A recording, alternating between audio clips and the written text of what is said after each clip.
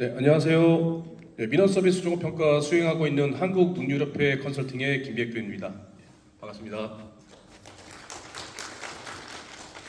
네, 지금 이제 2시가 돼서 이제 설명회를 시작을 하겠습니다. 앞서 제가 안내 말씀드린 대로 출석 등록 못 하셨으면 쉬는 시간 이용해 주시고요. 진행 순서 참고해 주시면 이제 지금 바로 그 민원 행정 및 법정 민원 분야 설명부터 바로 시작을 하겠습니다. 그다음에 저희 이제 행안부 소관 분야를 3시까지 설명을 진행하고요.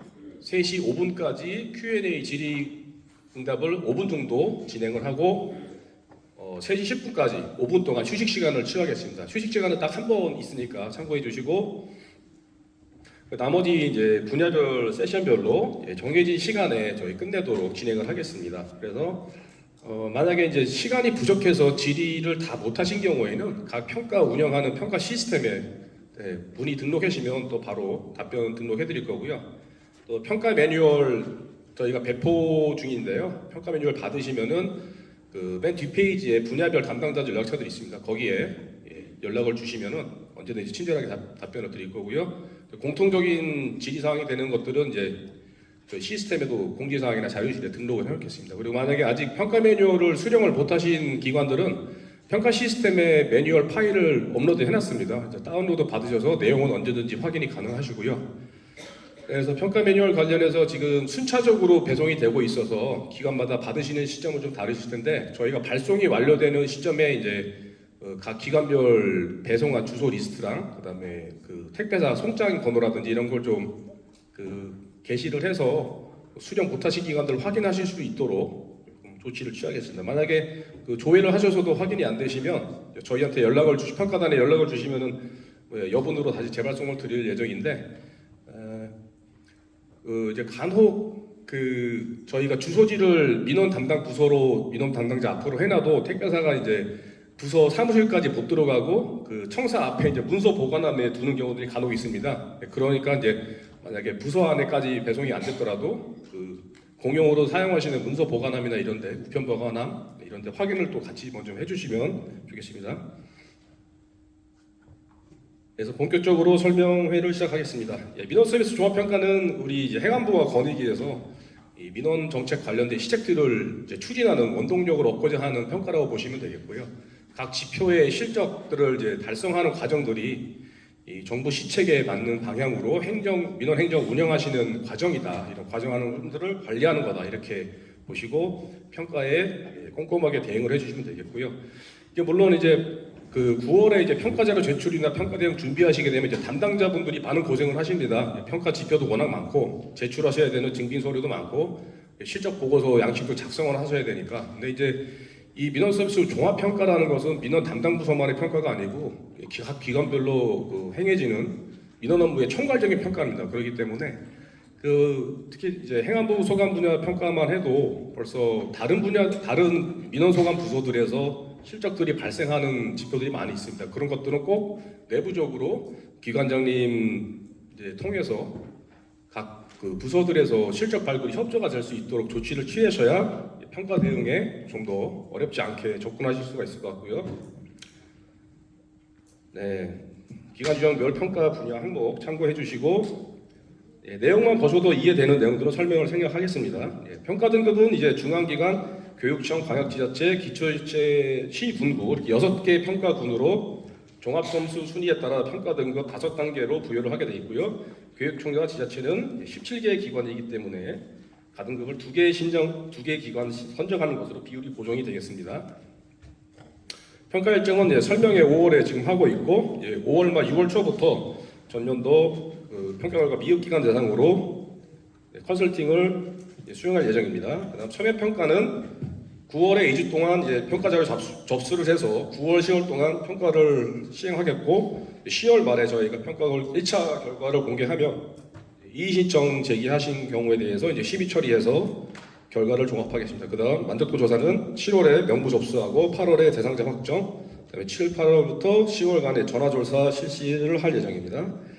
그래서 11월 11월 말 12월 초 사이에 점수 합산해서 평가 등급이 일단 도출이 되겠고, 평가 등급 결정위원회를 통해서 최종 결과 확정이 돼서 12월에 결과 공개, 내년 3월에 포상하는 순서로 진행이 되겠습니다. 평가 결과를 공개하게 되면 앞으로는 이제 올해 작년 결과부터 그랬죠. 각 기관마다 종합 등급과 평가 항목별 등급을 공개하셔야 되는 게 상황 때문에 이제 좀 더 각 기관이나 기관장님들의 관심도가 많이 높아진 것으로 저희가 이해를 하고 있고요. 평가 결과에 따라 우수기관, 그리고 작년부터 노력도 우수기관, 예년 평가 등급이 낮았던 기관들이 이제 우수하게 좀 상향된 경우에 대해서 포상을 하도록 할 예정입니다. 평가 지표 올해는 3개 분야 5개 항목 20개 지표로 구성이 됐고요. 작년 대비 변경사항은 자료 안에 내용을 참고해 주시면 되겠습니다. 자, 행안부 분야 18페이지 보시면 되겠고요. 실적자료 유의사항은 이제 9월 1일부터 14일까지 평가 시스템을 통해서 제출하게 되어 있습니다. 14일 목요일 24시 이후부터는 정규 제출이 마감이 되겠고요. 그 이후부터는 지연 제출로서 1일씩 감점이 발생합니다. 이때는 시스템 제출이 아니고 행안부의 공문을 통한 제출로 제출 방식이 바뀌게 되니까 유의를 해주시고요. 지연 제출 기한 경과 이후에는 19일 화요일 마감되면 그때 이후로는 원천적으로 제출이 불가합니다. 그다음 10월 말에 이의신청 접수할 때 1차 평가 결과 보시고 나서 추가적으로 또 실적을 제출하시거나 증빙자를 제출하시는 건 접수가 안 되기 때문에 사전에 9월 이전에 실적 자료 잘 취합하셔서 제출 준비를 해주시고요. 세부 지표별 내용 설명하겠습니다. 1-1번 민원행정비 제도 개선 계획 수립의 적합성. 행안부에서 하다라는 지침을 준용해서 각 기관별로 계획을 수립하게 돼 있죠. 이 지표는 3가지 관점에서 평가가 되겠습니다.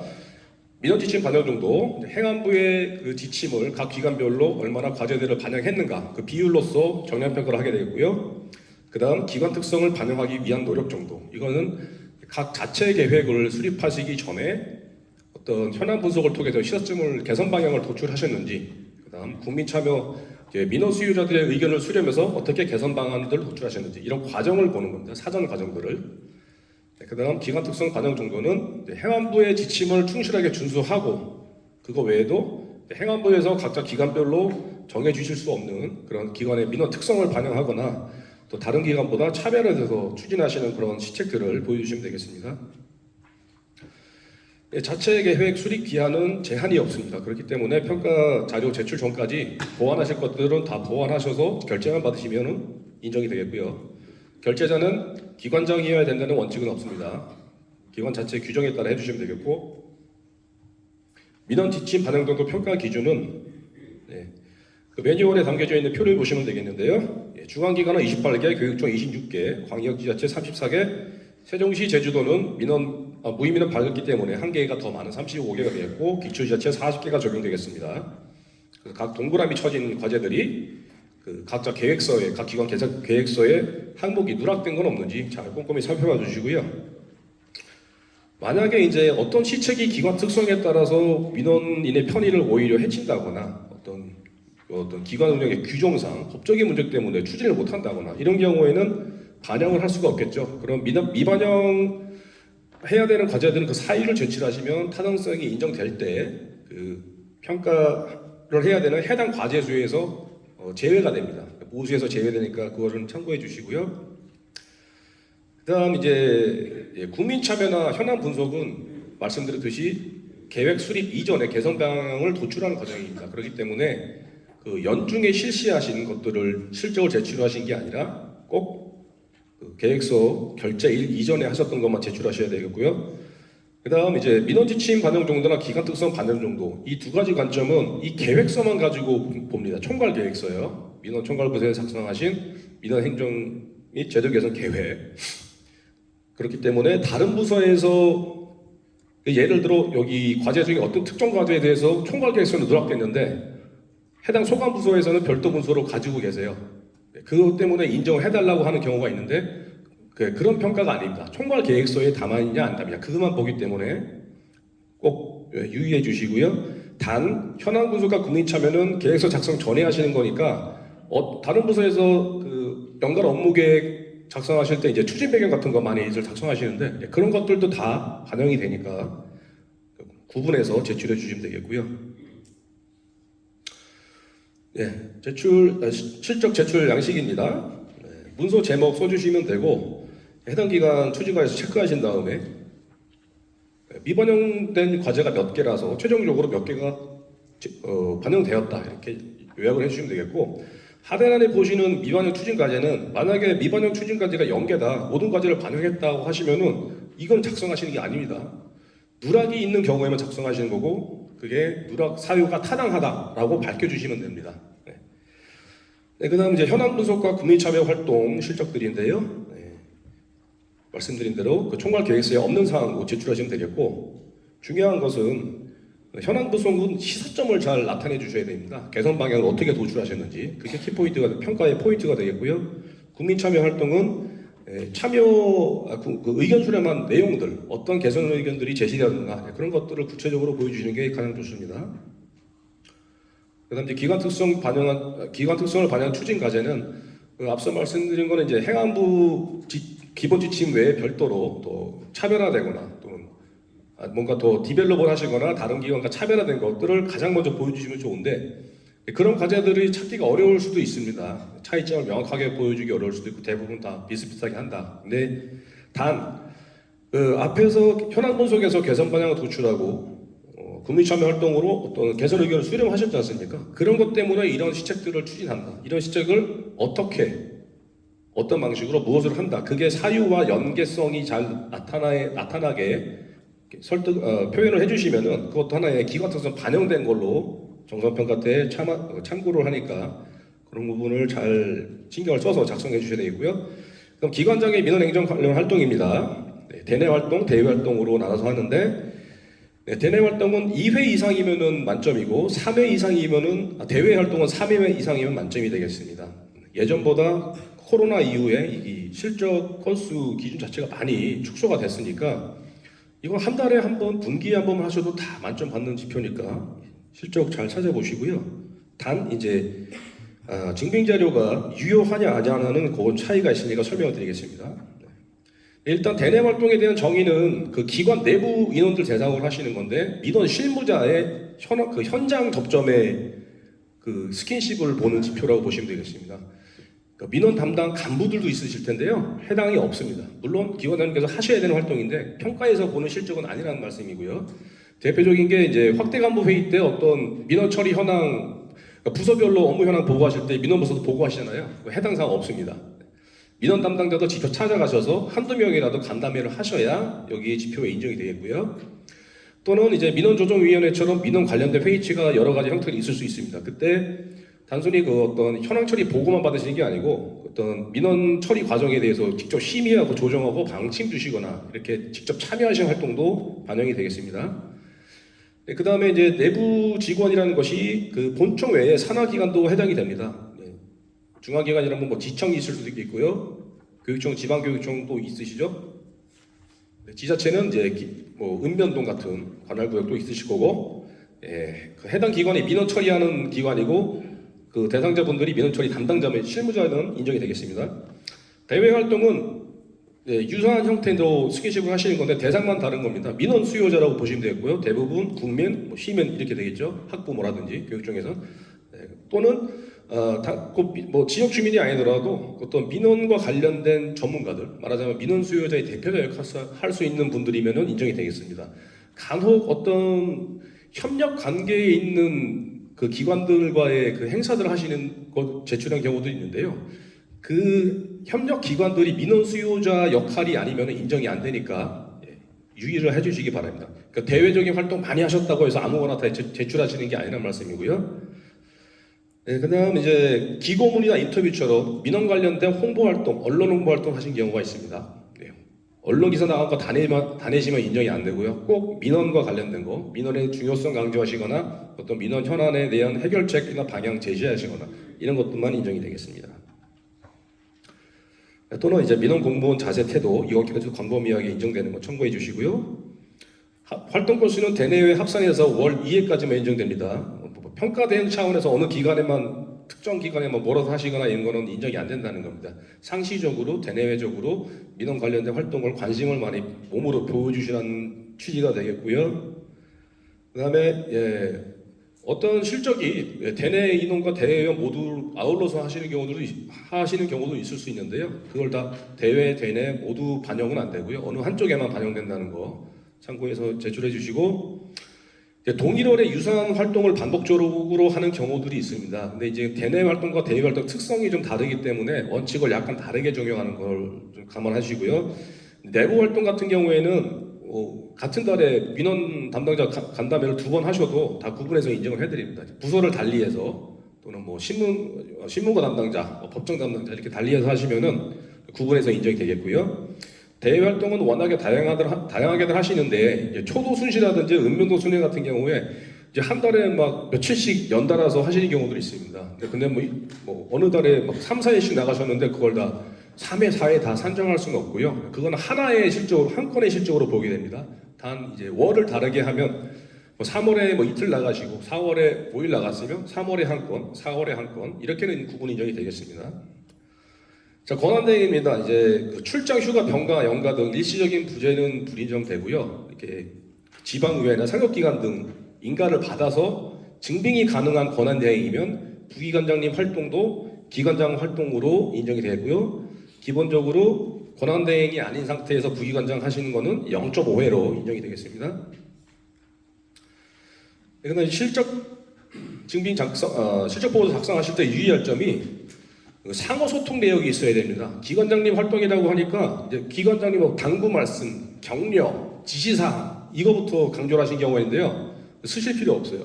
이 평가에서는 전혀 보질 않습니다. 논의를 하셨거나 아니면 청취를 하셨거나 애로사항 접수, 건의사항 접수, 민원 청취 이런 활동들을 보여주셔야 되겠고요. 간혹 실적 보고서에서는 그런 키워드가 들어가 있는데 증빙 자료에는 열어보면 막상 없는 경우가 있습니다. 사진만 있고 현장을 가셨는데 당연히 기관장 가셨으면 가서 민원인들 만나시고 하시는 거잖아요. 의례적으로 하잖아요. 라고 하시는데 평가에서는 그걸 저희가 판단할 수가 없어요. 아무리 의례적으로 당연히 하시는다 하더라도 평가는 평가입니다. 그렇기 때문에 사진 설명 문구에 어떤 민원 청취나 애로사항 청취, 논의 이런 문구 하나만 들어가도 인정이 됩니다. 근데 그런 게 확인이 한 단어라도 확인이 안 되면 인정이 안 되는 거 꼭 증빙자료 챙기실 때 구분을 해주시고요. 말씀드린 대로 그 기관장님의 원회의 소통은 중요하지 않습니다. 쌍방향 소통하신 거. 원회의로 할 거면 들으신 것만 내시면 돼요. 들으신 거 이해되시죠? 네. 언론 활동 중에서 인터뷰도 많이 내시는데 어떤 행사 현장 가서 여러 가지 활동하신 내역 쭉 있고 또는 정책 홍보 관련된 정책 홍보 기사도 쭉 있고 말미에 기관장이 어떤 말씀하셨다 두세 줄 정도 쿼테이션 인용구 들어가는 경우들이 있어요. 그것도 인터뷰를 하신 거긴 한데 여기서 말하는 인터뷰 홍보 활동은 기사 전문의 인터뷰로 된 거 있지 않습니까? 질문 답변 그런 것만 여기에 해당하는 실적입니다. 걸러서 제출해 주시고요. 기고문도 직접 작성하신 거, 민원과 관련된 내용을 작성하신 거, 기고문 많이 작성하시는 기관장님 거라고 다니지 마시고요. 반드시 선별해서 내주시길 바라겠습니다. 증빙자료 참고로 봐주시면은 여기 이제 국장, 과장님들 계시는데 딱 2분만 들어가셨죠? 정작 중요한 대상은 민원실 직원 막 20명 넘게 있습니다. 이렇기 때문에 이건 간부 대상 실적이 아니고 실무자 대상 실적으로 인정이 되겠고요. 우측에 보시면 이제 민원 창구 애로사항 청취라고 명확하게 있지 않습니까? 이렇게 되면 인정이 됐고 하단에 보시면 노고 격려라는 것도 내용도 있는데 저희 빨간 줄 안 쳤죠? 평가에 전혀 영향이 없습니다. 오히려 이걸 안 쓰시고 이것만 쓰시면 실적 반영 안 됩니다. 반드시 유의해 주시고요. 이제 기사 하나만으로도 증빙되는 경우입니다. 보시면은 생동감 넘치는 설명과 의견 청취죠. 의견 청취 이게 키워드입니다. 네, 국민과의 대화 시간, 민원성 질의와 개선을 요구하는 목소리가 제기. 현장에서 민원 청취하셨다는 얘기죠. 네, 이것만 해도 인정이 되겠고, 어떤 여러 가지 요구도 다수 접수했다. 다 민원 청취가 되겠습니다. 건의사항 접수도 있고요. 네, 이렇게 되면 이거 사진 한 장, 기사 한 장으로 끝나는 겁니다. 증빙이. 네. 다음 민원 후수 인센티브입니다. 네, 기관 명의로 하신 것만 제출하시는 겁니다. 이거는 유형이 3가지죠. 크게 표창장 또는 상장. 그다음 상품 또는 상금, 그다음에 기타 인센티브. 기타 인센티브가 이제 예전에는 성과평가 가점이라든지 휴가라든지 특별수당이라든지 국내 연수 등 이 정도 있었는데 올해는 행안부 주관하는 민원봉사 대상 이게 후보 추천만으로 또 그 인센티브로 인정이 되는 거 이건 이제 후보 추천을 장려하시라고 들어온 항목이라고 보시면 되겠고요. 이 건당 실적 점수 산정하는 기준 봐주시고 우측에 보시면 이 실적 점수에 따라서 평가 점수로 환산되는 이 배점 참고하시면 되겠습니다. 네, 기관장 명의로 반드시 하셔야 되고 그 다음에 결재권자 그 어떤 민원 인센티브 운영 계획이나 이런 것에 대해서 결재권자가 꼭 기관장님이실 필요는 없습니다. 기관 전체를 대상으로 하시는 거라고 하면은 그 기관 규정에 따라 결제를 하시면 되겠고요. 인센티브 운영부서도 꼭 민원팀에서 하셔야 되는 거 아닙니다. 총무부, 인사팀 어디서든 상관없습니다. 대상만 전 직원 대상이고 그 중에서 민원 우수자를 선별해서 민원 분야 누구는 민원 분야 몇 명에게 어떤 걸 지급한다 이렇게만 있으시면 되겠고요. 여기서 민원 직원이라고 하면은 콜센터 상담원 그 다음에 소속 산하기관 직원 그러니까 본청 외에도 다 해당이 되겠습니다. 네, 표창장 상장은 훈격이 반드시 기관장이셔야만 표창장에 효력이 있겠고요. 상금은 꼭 기관장 단위에서 안 하시고 이제 부서 단위에서 부서장 명의로 하시는 경우가 많이 있죠. 상품권 같은 거 지급하는 것들. 근데 그거는 이제 부서 단위에서 주관을 하셔도 되는데 단 대상이 해당 부서 안에서만 하시는 게 아니라 말씀드린 기관 전체 직원 대상으로 민원 담당자 대상으로 하시면 그것 또한 기관의 실적으로 인정이 되겠고요. 네, 상급기관이나 외부기관 주관으로 제공하는 인센티브는 불인정됩니다. 예를 들면 이제 행안부에서 경찰청으로 민원 우수자 표창하시는 경우도 있는데 그거는 경찰청의 실적이 아니에요. 행안부의 실적으로 볼 수 있어도요. 그 다음 기타 인센티브 민원봉사 대상 후보자 추천 설명을 더 드리면은 추천만으로도 인정이 되겠고요. 기관 추천은 당연히 가능한데 국민 추천 후보자도 인정이 된다. 그 다음 시군구에서 추천하신 그 실적은 광역을 통해서 올라가기 때문에 광역 실적으로도 같이 산정이 되는 점 참고하시면 되겠습니다. 기타 인센티브 중에 이제 연수 운영하실 때 반드시 연수 프로그램처럼 딱딱하게 하실 필요는 없습니다. 그냥 휴양 어디 명소 가셔서 탐방하시는 것도 가능한데요. 단 힐링 프로그램이라는 타이틀로 가시게 되면은 인센티브로 보질 않습니다. 힐링 프로그램은 민원 담당자라고 하면 우수하고 안 하고를 떠나서 당연히 가셔야 되는 게 힐링 프로그램이기 때문에 민원 우수자 힐링 프로그램 이거는 인센티브를 안 봅니다. 만약에 내용 자체는 힐링 프로그램 성결기를 하더라도 제목 자체는 인센티브로 힐링 프로그램으로 하시면 안 돼요. 민원 우수자, 휴게 프로그램 이 정도는 휴게 연수, 우수자 유공 연수 이런 식으로 하셔야 됩니다. 그다음 이제 광역 기초 지자체에서 상급 기관에서 연수 같은 거 운영하실 때 요거 예외 사항입니다. 이제 비용이 많이 들고 운영하기 어려운 거기 때문에 여기에 그 소속기관 직원분들 파견해서 보내신 경우는 그거는 이제 인센티브로 인정을 하고 있으니까 구분해서 봐주시면 되겠고요. 분기별로 9건까지만 인정되는 거 참고하시고 요 세부 기준을 잘 알아주셔야 됩니다.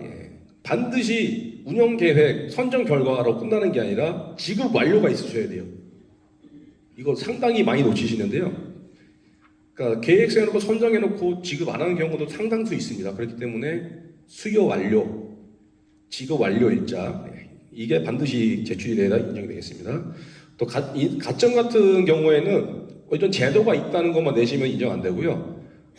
어떤 부서 대상으로, 어떤 개인들 직원 대상으로 뭐 하반기든 상반기든 연간이든 가점 부여했던 내역을 제출하셔야 되고 개인정보는 지우시면 되겠습니다. 표창장은 이제 수요일 기재는 4번 내시는 게 가장 확실하겠죠. 완료한 일자로 한다는 거 보시고 이게 가끔 이제 업무 유공이나 적극행정 규제 혁신 이럴 때 민원 담당자분들이 선발이 많이 됩니다. 근데 계획서 자체에 민원 분야 또는 어느 민원에서 어느 분야의 몇 명을 수요하겠다 이런 티오가 잡혀 있는 계획이 없으면 민원 우수 인센티브로 보지 않습니다. 이 점 유의해 주시고요. 왜냐하면 민원 업무보다 광범위하게 있기 때문에.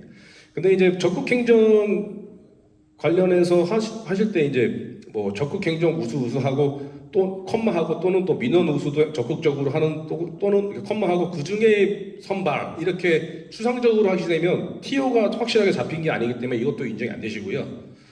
이런 것들을 활용하실 때면 적극행정 중에서 민원 적극행정 분야 몇 명 또는 뭐 민원제도 혁신 중에 몇 명 이렇게 안에서 민원 분야가 확실하게 있으면 인정이 되겠습니다. 다음 중복제공직은 잘 보셔야 되는데 쉽게 생각하시면 회차를 몇 번 했냐, 그 같은 회차에서 부문을 몇 개에서 나눠서 했냐, 이걸로 구분이 됩니다. 잘 보시면은 자 세부 내용 보시면 같은 시상 분야 같은 회차에 같은 시상 분야에 대해서 여러 명 줬다고 해서 그거를 여러 명 건수가 아니고요. 시상 분야가 하나면 한 건입니다. 그 다음에 뭐 부서한테 주고 개인한테 줬다 구분 안 합니다. 시상 부문이 같으면 같은 건 실적으로 인정된다는 거, 하나로 동일권으로 인정된다는 거 유의하시고, 단 이거 이제 다른 일자에 제공한 거, 이제 같은 분야에서 회차를 달리하면 다 인정된다는 거죠. 민원 마일리지 상반기, 하반기, 1분기, 2분기 다 구분해서 인정이 당연히 되는 거고요. 그다음에 같은 날짜에도 뭐 민원 신문고 분야, 법정 분야, 고충 분야 이렇게 나눠서 하시면 다 인정이 된다는 거예요. 구분된다. 네, 근데 이제 대상이 같은 대상한테 같은 명목으로 해서 시상 인센티브가 중복 제공되는 경우가 있죠. 표창 같은 경우에 부상으로 상금 많이들 하시는데요. 일단 평가 기준상에서 우선순위가 높은 거부터만 반영됩니다. 그러니까 예를 들어 표창 시상품 같이 부상으로 주시는 거를 뭐 6건 하셨어요. 그러면은 표창 6건, 시상품 6건 이거 아니냐 하시는데 아닙니다. 잘못하신 거고요. 같이 지급하신 거는 우선적인 것만 봅니다. 그래서 만약에 그게 6건이면은 표창 3건으로 먼저 반영이 되고요. 나머지 3건은 표창과 상품을 같이 하셨지만 표창 3개가 채워졌으니까 상품 3건으로 처리가 되겠습니다. 네, 이해가 되시죠? 안 되시면 다시 한번 생각해 보시고, 그래도 이해가 안 되시면 이따 질문 다시 해주시고요. 그 다음에 이제 같은 분야에서 뭐 최우수, 우수, 장려를 각각 달리 그 인센티브, 최우수는 뭐 연수, 그 다음에 2위는 표창, 3위는 상품 이렇게 구분하셨으면 그것도 3가지 인센티브 아니냐라고 하실 수 있는데, 여기 이제 중복 제공하는 거랑 똑같이 취급합니다. 순위 구분은 인정 안 합니다. 시상 분야가 중요한 거 참고 꼭 해주시고, 같은 민원 처리 우수 부서라고 하더라도 어떤 민원 부문 나눠서 하시면 다 구분해서 실적을 구분해서 제출하시면 됩니다. 괜히 묶어서 내실 필요 없으세요. 아예 여기 앞에서부터 뭐 중복 표기하더라도 이걸 끊어서 제출하시면 실적 개별 산정이 되겠습니다. 다음 민원행정관리조직, 어려운 내용 하니까 좀 설명 간략하게 하고요. 일단 중앙교육청 광역에 대해서 민원 전담 조직 구성. 전담 부서나 팀 운영이 있느냐. 이제 전담 부서라는 거는 민원 행정을 총괄하거나 민원 제도 개선, 민원 총괄한 역할을 해야 되고요. 다른 업무를 병행하시면 인정이 안 됩니다. 물론 분장상에 일부 어떤 총무나 서무 업무 한두 개 껴있는 거는 인정이 되겠는데, 총무부 같은 경우 여러 가지 총괄 사무를 다 하시는데 그 와중에 민원 업무가 일부 들어가 있지 않습니까? 그런 건 민원 전담 부서가 아니고 전담 직원 유무 관점에서 평가가 되겠죠. 그 전담 직원도 다른 업무를 병행하는 포션이 어느 정도 일정 부분 이상이 되면은 전담 직원이 아니고 타 업무 병행으로 처리가 됩니다. 그다음에 이제 전담 부서라는 거는 최소한 팀 이상의 편제가 있으셔야 돼요. 팀장이란 보직이 일단 있어야 됩니다.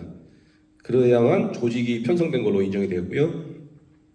다음 기초의 원스톱 민원 창구는 배점이 축소가 됐고, 예전과 다른 거는 이제 행안부 승인한 것만 인정하는 건 공통인데요. 평가 기간 8월까지가 아니고 5월에 승인 요청 완료하셔야 됩니다. 그 다음에 6월에 경과를 통보해서 올해는 이때 6월까지로 끝납니다. 이후에 추가 조사 없으니까 그거는 꼭 참고해 주시고요.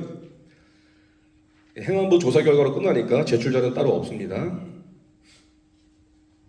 다음 민원조정위원회가 작년보다 달라졌는데,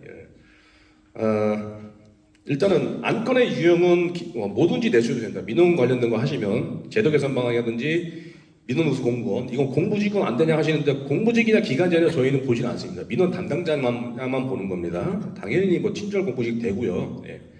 그다음에 다수인 방법 민원 심의 실적, 이게 이제 필수 지표로 들어왔는데, 쉽게 생각하시면은 만점 2점을 다 받으시려면 최소 3건은 내셔야 됩니다. 그 중에 다수인 방법 민원 심의 또는 다수인 방법 민원 심의가 접수된 게 없는데 어떡합니까? 할 때는 민원 심의가 아니더라도 그 다수인 방법 민원을 해소하거나 방지하는 대책에 대해서 논의하시고 의결하시면 그것도 인정이 됩니다. 여기 다수인 방법 민원으로.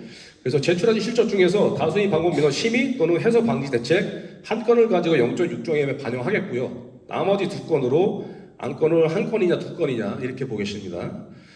그래서 반복민은 다수인 반복민 심의 한 건 포함해서 다른 여러 가지 다양한 안건들 두 개 포함해서 세 건의 경우도 만점이 되겠고요. 다수인 반복민 심의 세 건만 해서 내셔도 만점이 되는 거죠, 당연히. 이렇게 보시면 되겠고, 평가. 그 다음에 민원조정위원회 성격에 맞냐, 법에서 규정하는 격에 맞냐는 거는 판단을 해야 되기 때문에 위원회가 어떻게 구성되는지, 이거 연간 계획도 괜찮고요. 매년 회차별 위원회 명단만 내셔도 저희가 그 직급이나 직책 보고 판단을 하겠습니다. 그 다음에 당연히 안건이 있어야 되고 의견한 결과가 있어야지만 인정이 되니까 결과 보고가 있어야 되겠죠. 심의 결과서. 그 다음에 이제 민원조정위원회라는 거는 말씀드린 대로 민원처리 법령에 부합해서 하셔야 됩니다. 국장급 이상 위원장이 있어야만 효력이 발생하겠고요. 민원에 대해서 직접 심의하는 안건들은 외부인원이 있으셔야만 됩니다. 법령에 따라서. 거부처분 이의신청이나 장기 미해결 민원, 반복 다수민 관련 민원 당연히 있으셔야 되겠고, 다수인 방법민원 심의가 아닌 해소 방지 대책도 민원의 직접적 연관이 있기 때문에 외부위원회 관점이 필요해서 외부위원 참여 시에만 인정되는 점 유의해서 진행을 해주시고요. 그 다음에 소관이 이제 민원 처리 주무부서 지정 같은 또는 이제 민원 제도 개선 방안, 공무원 민원 우수 공무원 선정 이런 내부 업무 관련된 거는 외부위원이 필요 없습니다. 내부위원은 법령 규정에 따라 처리 주무부서의 장, 관계부서장 등을 하시면 되고 또 내부적으로 어떤 조례나 근거해서 하시면은 다 인정이 되겠고요. 인원수 제한 이런 거 없습니다. 그 다음에 소속기관에서 하신 거는 인정이 안 되고 본청에서 하신 것만 반영됩니다. 그 다음에 개최일 개최권도 상관없고요. 하루에 3건 다 처리하셔도 인정이 됩니다. 서면 개최는 작년과 달리 포스트 코로나 시대이기 때문에 위드 코로나 시대이기 때문에 일단은 대면으로 하셔야 되고 원칙이 서면으로 하실 때는 두둑이하게 대면 진행 못해서 서면으로 한다는 그 필요성을 계획서에서 담아서 제출이 되셔야지만 인정이 되겠습니다. 그다음 청원심의위원회, 민원실무심의위원회 이거는 민원조정위원회를 활성화하기 위한 지표이기 때문에 다른 형태 회의체는 절대 인정이 안 됩니다. 다음 민원 취약계층 민원 서비스 제공 중앙은 제외가 되겠고요. 일단은 기초와 교육청 방역의 차이를 보시면은 기초는 일단은 뒤에 나오는 이제 민원 서비스 환경 조성 해당 항목이 있습니다. 그게 이제 취약계층 상담창구, 편의용품 4종, 장애인 무위 민원 발급기 이거는 기초 평가에서는 서비스로 반영이 안 되고요. 교육청 방역은 이 환경 조성 평가가 없기 때문에 이 내용들도 서비스로 제출을 하시면 됩니다. 민원 편의용품 4종이 있죠. 4종 다 각각 제출하시면 4건이 되는 겁니다. 그 다음에 이제 예시에 보시면은 이런 행공 이용에서 공공시설 이용요금 즉시 감면이라든지 민원서식 외국어 해석본, 뭐 외국어 편람 대부분 다 있으세요. 그 다음 뭐 외국인 주민 대상 생활 편의 제공 안내서도 쓰레기 배출요금 안내, 영유 안내, 법률 생활정보 안내 이거 다 각각입니다. 법률 안내 법률 안내고요. 생활정보 안내 생활정보 안내입니다. 다 끊어서 내시면 되고요. 음성 안내 서비스, 이런 민원 서비스 전달 배달 같은 경우에는 일반 민원인한테도 하고 다 하는 건 제출하시면 안 되고요. 민원 취약 계층 대상으로 한다는 것만 제출하셔야 됩니다. 만약에 일반인한테도 다 하는 건데 일반인한테는 일정 수수료를 부과하는데 민원 취약 계층한테는 무료로 한다. 이러면은 민원 취약 계층의 차별에 대한 서비스로 볼 수 있는데 그런 차별 없이 다 일괄적으로 하는 거는 해당이 없으니까 참고하시고 수화 통역, 장애인, 외국인 다 취약 계층이니까 인정되겠고요. 국가보험 서비스로 찾아내시면 되겠고 이게 민원 취약계층이라고 하다 보니까 엉뚱하게 자꾸 복지 서비스에서 찾아내시는 경우들이 있는데 그렇게 하지 마시고요. 다 불인정됩니다. 일단 이 안에서 먼저 찾으세요. 그러시면 기초는 최소한 5개 이상 다 있습니다. 제가 17년부터 돌아다녀 보니까 다 있으세요. 잘 찾으시고 엉뚱한 거 내지 마시고 이 안에서 꼭 찾으시고요. 그다음 민원 2-3번 민원제도 우수사례랑 다른 거는 중복 제출하셔도 되는데 2-3번은 22년 9월 이후로 최초로 시행하거나 계획한 것만 내시는 건데 이 지표는 그냥 기존에 하고 계시는 거고 그냥 내시면 됩니다. 이게 이제 우수 사례라고 표현이 있으니까 뭔가 새로운 거 발굴해야 되나 해갖고 자꾸 복지 서비스 찾으시는데 그러지 마시고요. 기존에 하시는 거 그냥 내시면 됩니다. 그 다음에 이제 기초도 이제 민원 서비스 환경 조성이랑 성격이 유사한 것 같은데 이 지표에 없는 것들이 있어요. 예를 들면 장애인 민원 서식대 이런 거 있죠. 취약계층 전담 창구도 아니고 뭐도 아니에요. 근데 형격은 환경 조성 아닌가 싶은데 그 취약계층 대상으로 편의 제공하는 거면 이것도 서비스로 인정이 됩니다. 그 다음에 이제 그 기초지자체에서 직접 개발한 게 아니고 도에서 개발하셨는데 다 같이 하자고 하니까 기초에서 하고 있어요. 하고 있는 거잖아요. 그럼 기초 시적으로 내시면 됩니다. 예, 이해되시죠? 그 다음에 네, 민원 서비스 환경 조성, 민원 취약계층 대상에 첫 번째로 취약계층 배려 상담 창구. 반드시 정식 창구와 똑같은 형태로 그 취약 창구 안내가 되셔야 되고요. 가급적 동일한 형태의 이 안내판 있죠. 그런 것들을 설치하시고 만약에 이미 뭐 구조적으로 안 되신다고 하면 위에 천정형 이게 천정의 거리식 안내판 이거라도 해서 고정형으로 하셔야 되지. 이렇게 이동식 명패 형태 같은 경우나 어떤 파티션에 이렇게 스티커 부착하는 경우도 이렇게 약간 임시 창구처럼 보이시면은 인정이 안 됩니다. 다음 민원인 편의용품 비치율, 예, 점자 편람, 예, 확대경 보촉기 휠체어 4종이 모두 비치된 기관수만 산정을 합니다. 한 개라도 누락되시면은 설치한 데서 빠지게 되고요. 예, 본청과 읍면동 포함해서 설치 대상 개소 대비 모두 비치한 개수 비율로 평가하게 되고요. 예, 장애인 무임 인원 발급기 작년과 다른 거는 그 모수에서 연도 구분이 없이 관내 전체에 발급기로 바뀌었다는 거 유의하시고 그래서 세월 시스템에 반드시 현행화를 먼저 해주셔야 됩니다. 이거는 제출 자료가 없기 때문에 기관에서 현행화 꼭 챙겨 주셔야 돼요. 네, 그다음 이제 점심시간 민원실입니다. 새로 들어온 지표인데 쉽게 생각하시면 아무것도 안 내시면 빵점이에요. 일단은 점심시간 민원실 하시면 조례에 근거를 해야 되기 때문에 조례를 안 내시면은 빵점입니다. 그 다음 죄송합니다. 0점이라고 정정하겠습니다. 근데 만약에 점심시간 휴무제를 안 하시는데 당연히 뭐 9시부터 6시까지 운영하시는데 조례에 따로 없다 이러시면 운영 계획을 내게 돼 있는데요. 만약에 이제 점심시간 운영을 하시더라도 이제 뭐 특히 야간 민원실을 운영하시는 경우에 뭐 조례에 민원실 운영 시간이 있다고 하는 경우가 있습니다. 아니면 그게 아니더라도 자체 조례에 일단은 9시부터 6시 민원실 운영 시간이 표시가 돼 있으면은 조례만 내셔도 인정이 됩니다. 근데 그런 제출할 게 없으시면은 운영 계획을 꼭 제출하셔라 하는 내용이 되겠고요. 이 운영 계획은 한두 페이지 정도로 예, 본청에서만 작성하셔가지고 각 읍면동 내용이 다 들어가게 담으시면 됩니다. 내용 복잡할 필요가 없겠고요. 뭐 운영 시간에 운영 장소마다 9시부터 6시까지 다 한다 막 있으면 됩니다. 여기 예시 보시면은 예, 어디 민원실 운영 시간에 매일 9시부터 6시 점심시간에도 운영한다. 나머지 읍면동도 똑같습니다. 이렇게만 담으셔도 되고요. 부서장 결제면 되니까 어렵게 생각하지 마시고 원칙은 네, 연 2회 작성인데 올해 평가 기간이 대상 기간이 9월까지죠. 행업 지침은 올해 같은 경우 5월, 10월인데 올해는 4월 1일부터 5월 말까지 작성한 거 한 건만 내시면 됩니다. 한 건. 네. 그러니까 자꾸 뭐 2건 다 내야 되나요? 이러지 마시고요. 5월까지 한 개만 만드셔서 내시면 올해는 인정이 되겠습니다.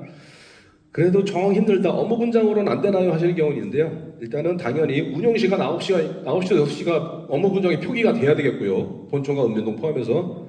그다음 작성 시기가 준수를 해야 되고 부서장 결제 받으셔야 되는 거 그것만 지키시면 되겠습니다. 다음은 이제 민원 담당자 보호. 상당히 복잡해진 지표입니다. 근데 일단은 힐링 프로그램 보시면은 일단은 본청의 민원 총괄 부서만 대상이에요. 또는 기초 같은 게 종합민원실. 종합민원실에 이제 민원 담당 총괄 부서 외에도 어떤 지정 민원이나 차량 등록 여러 가지 다른 민원 소관 부서들 와 있는 경우들도 있죠. 거기까지는 해당이 됩니다.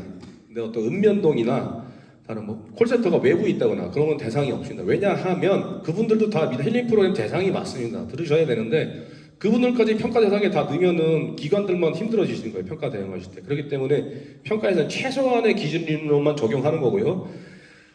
많아봐야 5명입니다. 최대 5명. 이걸 유의해 주시고 민원실에 30명 있다고 해서 평가에 30명 다 들어야 되는 얘기 아니고요. 10명 이상이면 5명, 10명 미만이면 절반, 50%할 때 소수점 이하는 버리게 되겠고요. 민원 전담 조직이나 민원실이 없다. 그럴 때는 2명만 하시면 됩니다. 여기서 민원 전담 부서라고 하는 거는 아까 말씀드린 것, 민원 전담 조직이 말씀드린 것처럼 팀 단위까지는 있냐 이걸 보게 되겠습니다. 그래서 일단 그 종합민원실에 민원 총괄 부서 아닌 인원들도 이수한 거 실적 인정해달라고 하실 때는 민원실 안에 배치가 돼 있다고 하는 민원실 배치도가 있으면 저희가 대조해서 확인할 거고요. 힐링 프로그램 인정 기준은 쉽게 생각하시면 1만 아니면 됩니다. 1만 아니면. 뭐 스트레스 관리 꼭 들어가야 되냐? 끝까지 읽어보시면 다 인정한다고 돼 있잖아요. 예. 써 있는데도 꼭 질문하시더라고요. 예. 쉬기만 하시면 되고 여기 7시간 이상이라는 게 하루 가실 때 이게 7시간 동안 프로그램 짜기 어려운데 하실 때일 수 있는데요. 이게 외부 나가서 1 이상 하시는 거는 7시간이 이동시간 다 포함해서 운영계획, 프로그램 운영계획에 뭐 직결 이동하시는 거, 이동시간 다 포함해서 하시면 됩니다. 단 이제 분할 이수하실 때, 특히 온라인 섞어서 하실 때 동기린이 7시간 이상이면은 인정이 되는 점 참고하시고요. 해당 대상이 이제 민원 전담 조직, 민원실 또는 민원과 민원 전담청과 이것도 민원 부서로 보기 때문에 여기까지만 인정이 되겠습니다. 그 다음 심리상담센터 3가지 유형이 있습니다. 일단 내부 설치하시면은 2점이 되겠고요. 2점 만점. 그다음 외부 기관은 1점, 인사혁신처에서 하는 온라인 정신건강 상담 1점이 되겠고요. 인사혁신처 말고 다른 외부에서 민간이나 외부에서 하시는 온라인 그거는 다 두 번째 항목으로 보시면 됩니다. 제출하실 때 혼동하지 마시고요. 내부 설치라는 걸 어렵게 생각하지 마시고요. 운영 주체는 상관없습니다. 일단은 저희가 외부 기관에서 원칙적으로 불인정하는 정부청사 심리상담센터나 그다음에 보건소 센터 있죠. 그다음에 교육청의 원래 법령으로 정한 센터들 원칙적으로 인정 안 하는데 그 기관들도 운영 주체로 쓸 수 있습니다. 내부 설치할 때. 그러니까 당연히 이제 내부 소속으로 상담사 채용해서 직접 운영하셔도 좋고요. 그럼 비용 부담이 된다면 민간 기관이 됐거나 또는 제가 원칙적으로 안 된다고 했던 기관들도 내부로 오셔가지고 내부에 마련된 장소에서만 하시게 되면은 내부 운영이 됩니다. 주 5일 전일이 안 된다고 하면은 특정 날짜에 정기적으로 하시면 되고 그것도 어렵다면 희망자가 신청했을 때 언제든지 와서 서비스 제공할 수 있는 환경만 제공하면은 내부 설치로 인정이 되겠습니다. 그다음 외부 기관에서 이제 당연히 민간 어떤 업체 MOU를 하던 아니면 갔다 오면 쿠폰을 지급하던 이런 식으로 다 인정이 되는데 인사혁신처나 보건소에서 하시는 원칙적으로 인정이 안 되는 게 이 지표는 공무원이면 당연히 갈 수 있는 거 또는 시민이면 우리나라 국민이면 당연히 받을 수 있는 거를 다 그냥 아무나 할 수 있는 거 하는 게 아니고요. 기관에서 뭔가 별도의 조치를 취했느냐, 케어를 더 얼마나 하느냐 이걸 노력도 차원에서 평가하신다고 보면 되겠습니다. 그래서 단순 이용 안내나 단순 개별적으로 이용하신 거 인정이 안 되고요. 뭔가 협약을 하시거나 프로그램을 개발하시거나 전용 프로그램, 전용 장소를 마련하시거나 뭔가 조치를 취하신 거를 내셔야지만 인정이 되겠습니다. 교육청도 원래 법령에서 설치해서 하시는 거는 단순히 이용 안 되시고요. 민원 담당자들 전용 프로그램 만드시면 기관 내부 설치 운영으로 인정이 되겠습니다. 인사혁신처 정신상담은 업무 시스템에 배너든 게시물이든 링크 안내만 나가시면 돼요. 이거는 거의 기본 점수 받을 수 있는 지표니까 이것도 안 챙기시면은 너무 신경 안 써주신 게 되겠습니다. 다음 안전한 민원 환경 조성 많이 복잡해졌는데요. 총괄표 보시면 중앙은 이제 녹음전화 보호식 문서관의 작년과 동일한데 대응 전담 부서가 추가가 됐고요. 교육청은 휴대용 보호 장비, CCTV 비상벨, 그다음에 안전유리가 되어 있고 안전요원 비상대응 능력 구축은 가점에 해당되겠습니다. 광역 기초 지자체들은 이 안전요원 비상대응 대응력 구축까지 기본 지표가 되겠고요.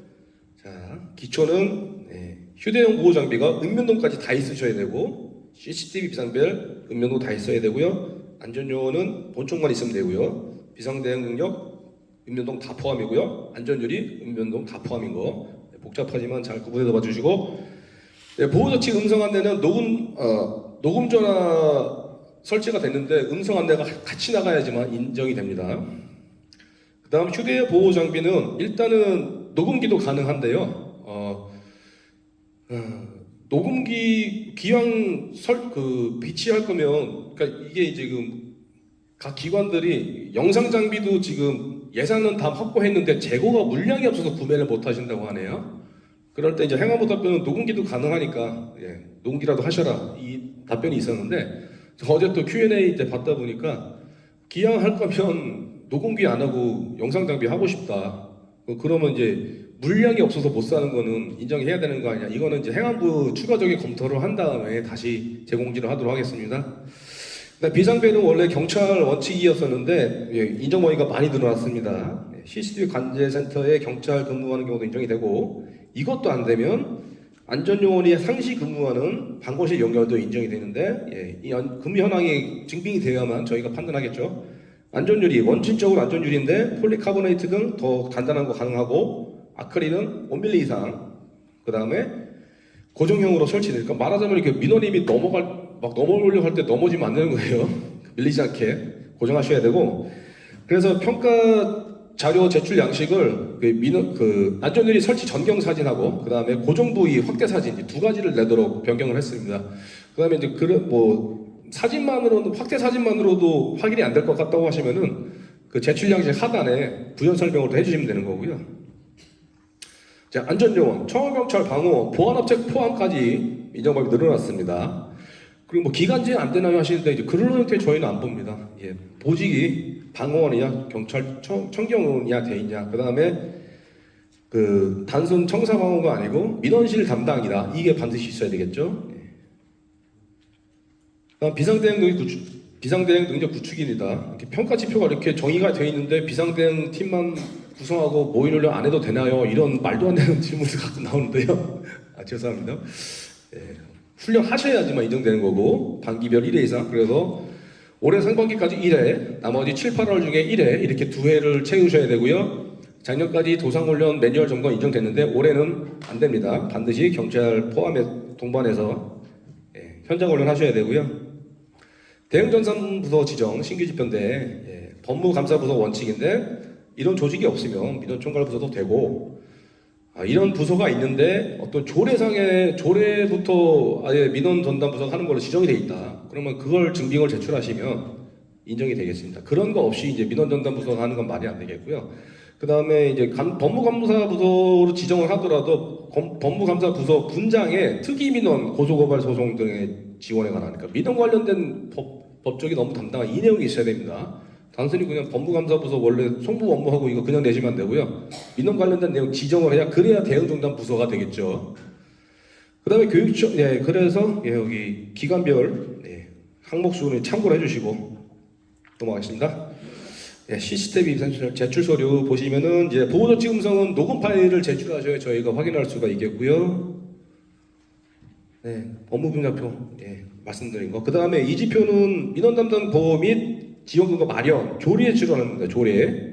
이거 이제 그 평가지표 계획에 이제 조금밖에 나갔더니 잘 모르시는 경우가 많던데요. 매뉴얼에 수정해서 다시 반영됐습니다. 조례를 제출하셔야만 1점, 배점 참고하시고요. 그 다음에 민원정보 제공 및 민원법령 운영, 중앙기관은 민원처리기준표 현행화가 되겠죠. 22년 9월 1일 기준으로 해서 관계법령 변경으로 인해서 현행화 필요한 경우 행안부에 공문 고시 요청하신 실적이 되겠고요. 인정되는 고시 한번 참고해 주시고, 가산점 있는 거 굳이 설명 생략하겠습니다. 그 다음에 민원 처리 기준표에 등록된 민원이 없는 경우 또는 관계법령 변동이 없는 경우는 민원 편람과 홈페이지 현행화로 대체가 되겠습니다. 그 다음에 교육청 광역 기초와 마찬가지고요. 이 3분기인데요. 작년 4분기, 올해 1분기, 2분기 세 가지입니다. 여기서 점검이라고 하는 것은 현행화 대상이 있는지 점검을 하신 다음에 홈페이지 업데이트까지 한 거가 점검 완료가 되겠습니다. 저희가 평가하는 거는 점검 완료 시기를 가지고 봅니다. 작년 4분기면은 작년 4분기 내에 홈페이지 업데이트까지 완료가 되셔야만 인정이 됩니다. 1월 이후로 넘어가시면 분기 내에 안 하신 게 돼요.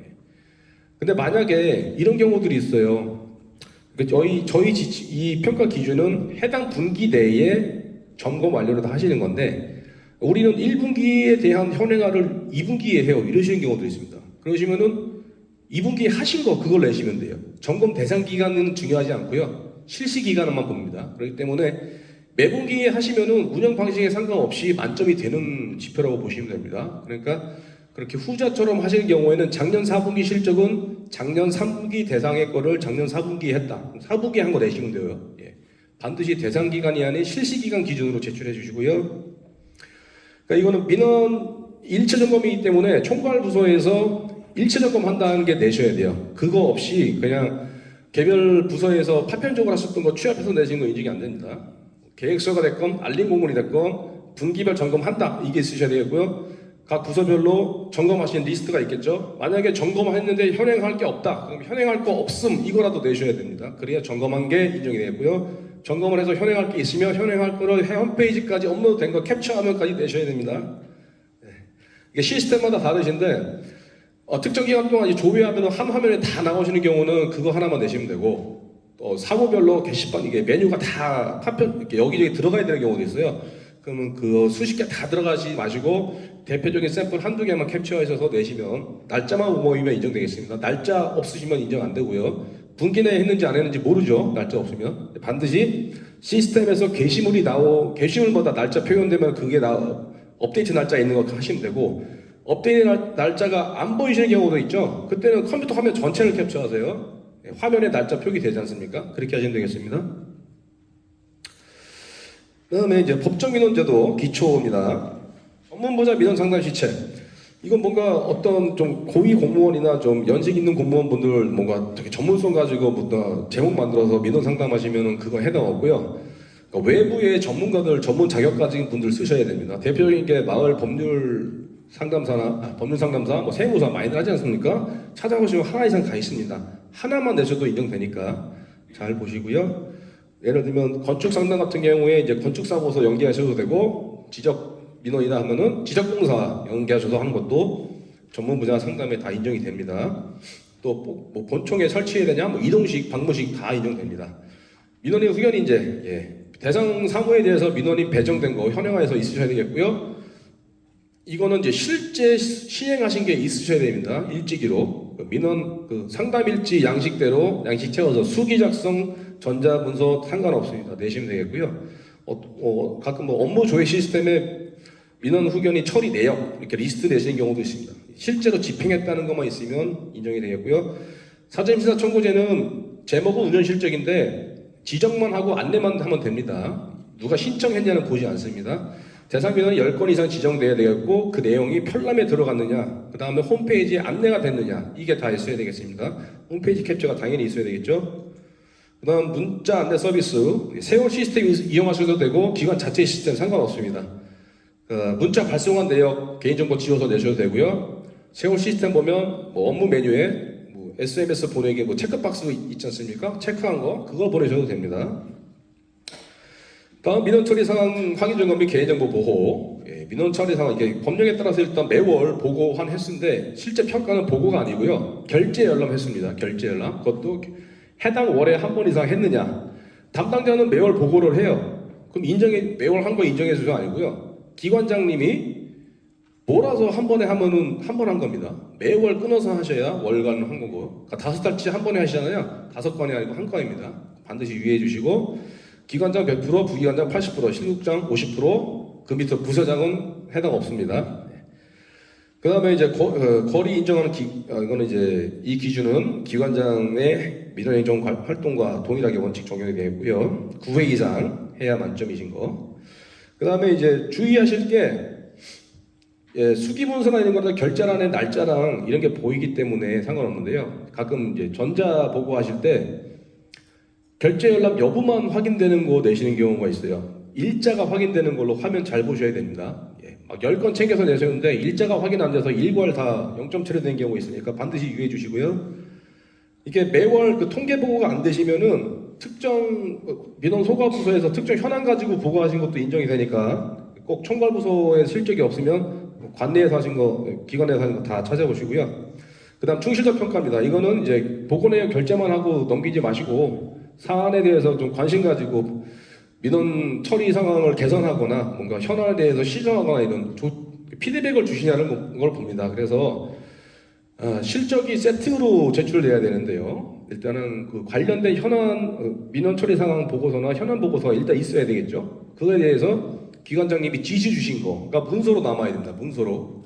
그러니까 구두로 하셨던데요는 해당이 없고요. 만약에 그게 당시에 문서를 안 만드셨으면 이제 거기에 대해서 시정 조치를 하지 않습니까? 시정 조치 추진 계획에 그 어느 날 어느 보고 때 기관장님 말씀 뭐뭐뭐로 추진 배경이 들어가시면 문서로 확인되는 걸로 되겠습니다. 또는 뭐 전자보고 같은 경우에는 메모로 피드백 주시지 않습니까? 그런 것도 지시사항으로 인정이 되겠고요. 시정 조치에 대해서 시정 조치 제출하시고 그거 가지고 또 결과 보고 점검하신 것까지가 하나의 세트입니다. 이렇게 해서 잘 찾아주셔야 되고요. 지시사항 주신 결제자랑 확인하신 결제자가 같아야 됩니다. 뭐 시장님이 방침 주셨는데 확인은 안 하시고 뭐 국장님이 확인하셨다 이런 실적은 인정이 안 되시고요. 단 여기서 기관장 등이기 때문에 앞에 이제 부분 점수 주는 결제자들 있지 않습니까? 부기관장, 국장 다 인정이 됩니다. 그러니까 국장님이 하신 건 국장님이 확인하시고 시장님이 하신 건 시장님이 확인하시고 이해되신 걸로 알겠습니다. 그 다음에 민원인 개인정보 보호 교육 평가 대상 기관 중에 이제 개인정보 한 건데요. 교육 기준은 이제 힐링 프로그램 유사하게 보시면 되는데 이건 최소 인원이 아니고 해당 부서 전원입니다. 그다음에 인사 이동한 거 어떻게 하나요 하시는데 뭐 7월달에 이제 평가 직전에도 바뀌시잖아요. 그 전에 100% 이수하시고 6월달에 하셨으면 6월 기준으로 제출하시면 돼요. 힐링 프로그램도 마찬가지입니다. 인사 이동 때문에 다시 늘어야 되냐 어려워하지 마시고 다 이수하셨던 시점 그때 걸로 맞춰서 내시고요. 그 다음에 개인정보 보호 조치는 교육이수랑은 또 다른 항목입니다. 그렇기 때문에 개인정보 보호 조치 계획을 행안부 지침 따라 준용해서 따로 만드셔야 돼요. 교육계획에서 절대 가름 안 됩니다. 조치 계획이 있으셔야 되겠고요. 민원분석 가셔야 되고 정보과 가셔야 되고 주체는 상관없습니다. 그래서 이거를 이행 접하는 알림 공문까지 있어야 세트로 인정이 되겠고요. 여기서 말하는 결제자는 계획서 결제자를 말하는 거고요. 공문 결제자는 부서장 단위에서 하셔도 상관없습니다. 그 다음 민원행정비 제도 개선 우수사례 내시는 거 잘 아실 걸로 넘어가겠고요. 창의성, 노력도 효과성, 확산 가능성이 평가 관점에 따라서 평가하는 거 이게 절대적인 평가 기준을 만들 수가 없어요. 그렇기 때문에 매년 기관에서 제출하신 것들을 수준을 비교해서 평가를 하는데 어떤 강제 배분에 의한 상대 평가는 아닙니다. 좀 비교했을 때 여기가 좀 더 잘했네 하면 점수를 좀 높게 주고 여기가 좀 더 부족하면 좀 더 낮게 주는 거지 또 정규 분포에 따라서 뭐 몇 개 기관까지는 우수하게 주고 이렇게 배분하는 정도의 상대 평가가 아니고요. 그러니까 절대 평가와 상대 평가가 어느 정도 혼용해서 작용한다 이렇게 이해하시면 되겠습니다. 제출 건수 초과하시면은 아무리 많이 내셔도 보지 않습니다. 순서대로 중앙부터 광역까지는 순서대로 2개까지만 보고 기초 자체는 앞에 것만 봅니다. 괜히 여러 개 내서 힘 빼지 마시고요. 사회적 배려 대상자 차이점 보시면 되겠고 민원 제도나 민원 서비스 자체를 개선한 거 찾기가 어려우신 경우들이 많기 때문에 이제 분야가 다르더라도 우수한 시책 제출하시면 인정하는 경우도 있는데요. 근데 이것들이 어떤 민원이 많이 발생하기 때문에 그거를 해소하는 대책으로 추진한 시책이다 또는 방지를 위한 시책이다 이런 것도 연관성이 되셔야지 되시는 게 좋습니다. 그리고 만약에 그렇게 하시더라도 민원 제도나 서비스 자체 개선하는 실적보다는 상대적으로 낮게 평가되는 개연성은 이해를 하셔야 되겠고요. 미흡 또는 불인정 예시 참고해 주시고 여기 보시면 작성하실 때 저희가 가로친 노력도, 효과성, 확산 가능성, 창의성 이런 것들이 잘 드러나게 정리를 해주셔야 됩니다. 자, 민원 정비 및 구비 서류 감축 작년보다 조금 더 이렇게 뭔가 고도화가 됐는데요. 민원 정비율 중앙에서 인정하는 기준이 민원 정비 건수는 일단 유사 법정이나 통폐합이나 폐지한 경우, 그 다음에 구비 서류 폐지, 그 다음에 정보 이용으로 바꾸는 거, 그 다음에 기존 민원이 아니고 신설 민원인데 구비서류 없이 데이터 이용하는 경우도 감축 조처를 인정한다 이렇게 보시면 되겠고요. 이런 실적들을 다 종합해서 중앙은 그룹이 2개 나눠집니다. 소관 민원이 100개 이상인 경우에는 소관 민원 종수 대비 소관 정비 건수 그 다음에 그룹 전체 대비 소관 건수 이렇게 뭔가 책임성 지표, 기여도 지표, 혼합 지표로 평가가 되겠고요. 나머지 이제 100종 미만인 22개 기관은 해당 기관 것만 보고 순위에 따라서 평가가 되겠습니다. 그 다음에 모두 민원 정비 건수가 0건인 경우에는 순위에 상관없이 최하 등급입니다. 이해 참고해 주시고요. 뭐 순위가 우리 8인데 왜 0.4점 주세요 이러지 마세요. 0건이기 때문에 0.3점인 거 질문하지 마시고요. 그 다음에 이제 일부 중앙 아까 제외되는 기관들 조달청, 통계청, 개인정보위 작년과 여기 4개 기관은 작년과 동일한데요. 지금 3개 기관이 늘어났습니다. 작년처럼 정상평가하는 거. 그래서 여기에 포함되는 내용들은 자료 보시면 이해가 되실 거니까 제출 양식 참고해 주시고요. 그 다음에 이제 교육청 같은 경우에 공공마이 데이터가 없어졌습니다. 행공 활성화인데요. 예, 평가 지표 기준이 달라진 게 민원 처리 건수 대비 공동 이용 활용한 건수가 공동 이용 일단 활용률이 됩니다. 활용률을 가지고 활용률이 작년보다 늘어난 민원 건수가 되겠죠. 민원 종수. 예. 작년보다 늘어났다고 인정하는 거는 5% 이상 활용률이 늘어나시면 되겠고, 이미 활용률이 높은데 어떻게 더 늘려야 할 때는 2년 연속 95% 이상이면은 확대 실적으로 반영이 되는 거 참고해 주시고요. 그래서 순위에 따라 점수가 반영되고, 확대 실적이 0건이면은 최하 등급입니다. 우리 3등급인데 왜 0.2점인가요? 아까와 같은 상황입니다. 0건이기 때문에 최하 등급이고요. 기초는 조금 다른 게 소감인원 정보 추가 변경 실적, 구비서류 추가 등록이라든지 추가 변경된 구비서류 추가 변경한 건수, 이게 또 점수가 부분 점수 들어가겠고, 여기 공공이용 할 때는 공공이용 활용 확대는 교육청과 동일하는 게 보시면 되겠습니다. 그 다음에 이제 미등록 행공 시스템 미등록 이 민원 대상 신규 발굴하는 거죠. 공동 이용 대상으로 등록을 하거나 또는 개선 계획을 제출한 건수가 되겠습니다. 요거는 이제 시스템 앞으로 이때 이제 5, 6월에 점검해서 6월, 8월에 실적 입력하도록 조치를 하신다고 되어 있고요. 일단은 신규 등록은 행안부에 신청한 다음에 완료된 것만 인정이 됩니다. 그럼 이거 완료되는 데까지 막 2, 3개월 걸리는데 어떡하냐고 하실 때는 제가 판단하기에는 등록 완료가 안 됐으면 개선 계획으로 내세요. 그러시면 당연히 인정이 되겠죠. 그러시면 처리가 되고요. 당연히 이제 만약에 등록 건수로 인정을 하더라도 개선 계획에서 중복 산정은 안 되겠죠. 그거는 참고를 해주시고. 그 다음에 개선 계획 실적은 제출한 자료에 포함된 민원 사무수로 봅니다. 하나의 계획서에 민원 사무소가 3개 들어있다. 그럼 3건이 반영된다. 이해하시면 되겠고요. 공공 마이데이터 활용은 이제 활용 건수로 계산이 되는데, 활용 3가지 방법. 대표적으로 민원 처리 시스템을 직접 마이데이터와 연관하는 거, 그다음에 행공 서비스 본인 정보 제공 요구 확인하는 거, 전자 문서 지갑 통해서 데이터를 민원 신청인이 직접 보내는데 직면서 신청이 아니고 데이터 선택 분해기 여기서만 찍기가 된다고 하고요. 이 하나로 민원 공정 서비스 전자문서 지급 등에서 실적 집계가 되겠습니다. 그래서 이렇게 3가지 배점 보시고, 공동 이용 활용 확대 민원 종수 0건이면 최하 등급 부여, 이거 공통입니다. 교육청과 마찬가지로. 그다음 공공마 데이터 활용 실적 0건인 경우에는 순위 상관없이 0점이 됩니다. 여기서는. 그 실적 데이터는 시스템에서 어느 정도 지금 확인이 가능하다고 하고, 지금 5월 중에 더 확대 채널을 확인 채널을 확대한다는 얘기가 되겠고요. 그다음에 이제 행공 이용은 이제 디지털 자원 정책과에서 주관을 하시니까 데이터 관련된 문의는 여기에다 해주시면 되겠습니다. 그다음에 공공 마이데이터 확인 가능한 건 좀 장기적으로 보셔야 되는데, 공공기능 정책과에 요청하시면은 확인해드린다고 하네요. 참고해 주시고.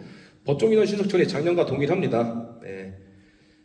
그다음에 이제 세종시만 사무 특성 때문에 광역 기초 이렇게 보정하는 거 내용 참고해 주시고, 제출 자료 없습니다. 지역정보개발원에 요청해서 저희가 일거를 하는 거기 때문에. 그 다음에 말하자면 뺄 건 다 뺀다 이렇게 보시면 되겠고요. 기관에서 확인했는데 빠질 때 안 빠진 것 같은데요, 이런 질문은 이제 개발원에다 확인하셔야 되고, 그 다음에 개발원에서 뺄 건 다 빼는데 이렇게 보시기에 다른 것 같다는 기준은 모든 기관이 다 동일합니다. 그렇기 때문에 형평성 관련된 이슈를 제기하실 필요가 없습니다. 그 다음에 이제 가점입니다.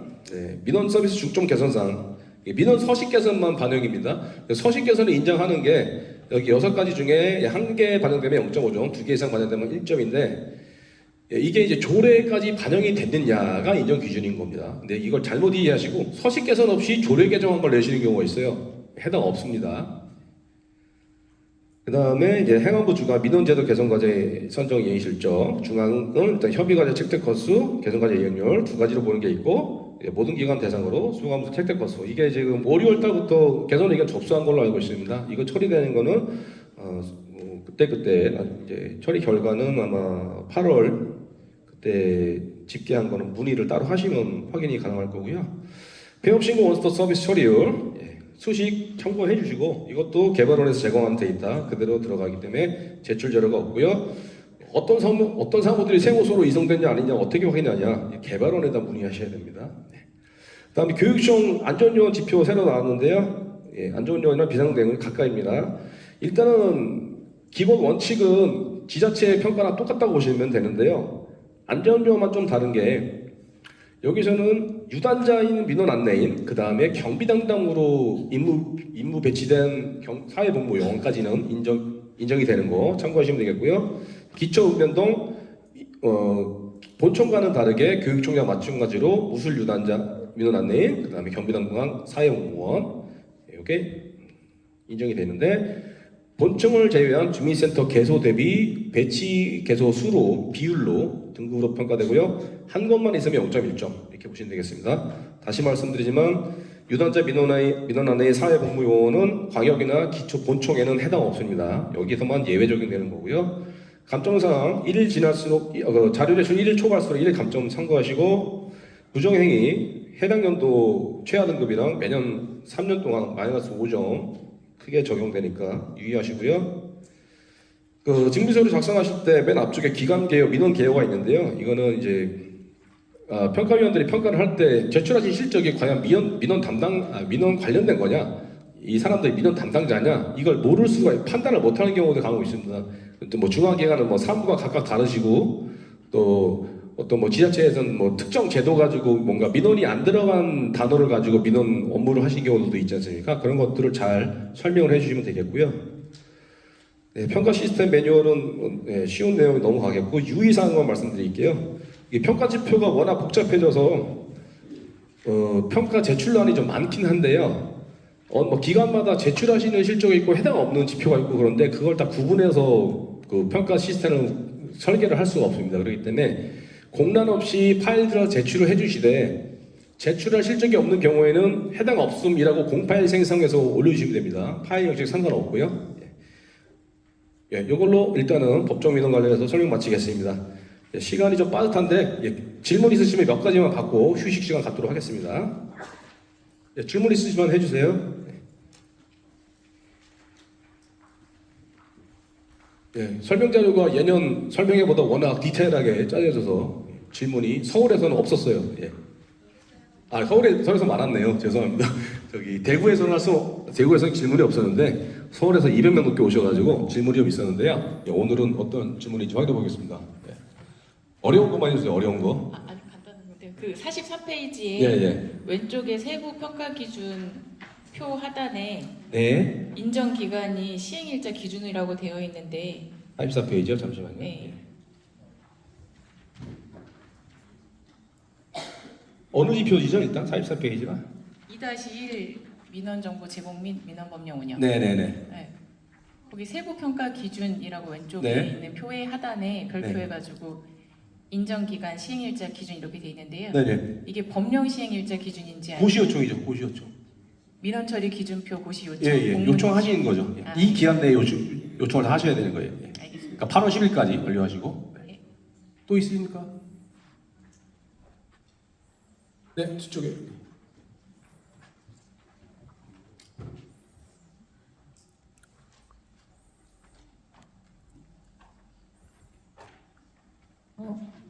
저 다른 건 아니고요. 네. 2-2의 민원인 개인정보 보호 교육 실적 일정 부분에 네. 그 조치 이행 실적 0.5점 아까 설명해 주실 때 네. 계획서와 공문의 결제자가 달라도 된다 네. 뭐 이런 식으로 얼핏 들었는데 다시 한번 설명해 주실 수 네. 있을까요? 그러니까 일단은 계획서가 만들어졌느냐, 이거를 알림 전파했느냐, 이게 다 충족이 돼야 되는데 보시면은 부기관장 이행을 하실 때 100%고 실국장이면 70%고 전담부서님은 40%잖아요. 그러니까 계획서 결제자를 보고 100%, 70%, 40%를 판단한다고요. 알림 공모를 막 다 부기관장 명의로 하시기 어렵잖아요. 알림 공모를 보통 부서장님이 하시잖아요. 그러니까 알림 공모의 결제자는 안 본다는 거예요. 그러니까 알림 공모의 결제는 상관없다. 공무원 내가 나가기만 하면 된다. 평가 점수 차별하는 계획서 결제자만 가지고 본다. 이렇게 보시면 되겠습니다. 네, 이쪽에. 네. 예, 마지막 질문으로 하고 잠시 5분 휴식하겠습니다. 예. 오늘 질문 만약에 못하신 거는 시스템이나 평가 매뉴얼 뒤에 연락처로 대체를 하겠습니다. 여기 마지막으로 두 분만 할게요.